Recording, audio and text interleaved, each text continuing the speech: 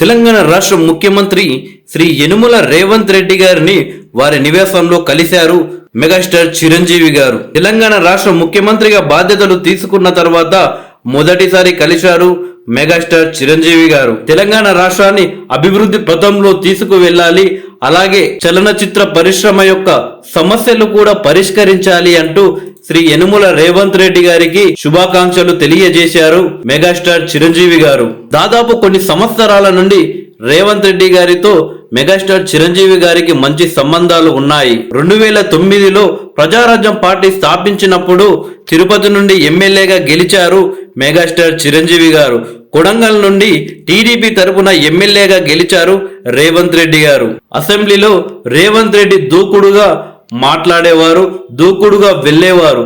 రేవంత్ రెడ్డి మాటలు అప్పట్లో చిరంజీవి గారిని బాగా ఆకట్టుకున్నాయని చిరంజీవి గారు చాలా సందర్భాల్లో గుర్తు చేసినట్లు ఆ మధ్య వార్తలు వచ్చాయి. అయితే రేవంత్ రెడ్డి గారు మొదటిసారి ఎమ్మెల్యేగా అయినప్పటి నుండే అధికార పార్టీలపై ప్రశ్నల వర్షాలు కురిపించేవాడు, ప్రభుత్వాన్ని ప్రశ్నిస్తూ ప్రజా సమస్యలపై పోరాడేవాడు. అయితే 2009లోనే ఎప్పటికైనా రేవంత్ రెడ్డి గారు రాష్ట్రానికి ముఖ్యమంత్రి అవుతాడు అని అప్పట్లోనే మెగాస్టార్ చిరంజీవి గారు చెప్పినట్లు ఈ రోజు ముఖ్యమంత్రి రేవంత్ రెడ్డి గారితో కూడా రేవంత్, ఆ రోజే నేను చెప్పాను నీకు ఎప్పటికైనా రాష్ట్రానికి ముఖ్యమంత్రి అవుతావని, ఈ రోజు అయ్యావు అంటూ రేవంత్ రెడ్డికి ఆ మాటలు గుర్తు చేసినట్లు సోషల్ మీడియాలో వైరల్ అవుతున్నాయి. నిజానికి రేవంత్ రెడ్డి గారు మొదటిసారి ఎమ్మెల్యే అయినప్పటి నుండే దూకుడుగా వెళ్లేవారు.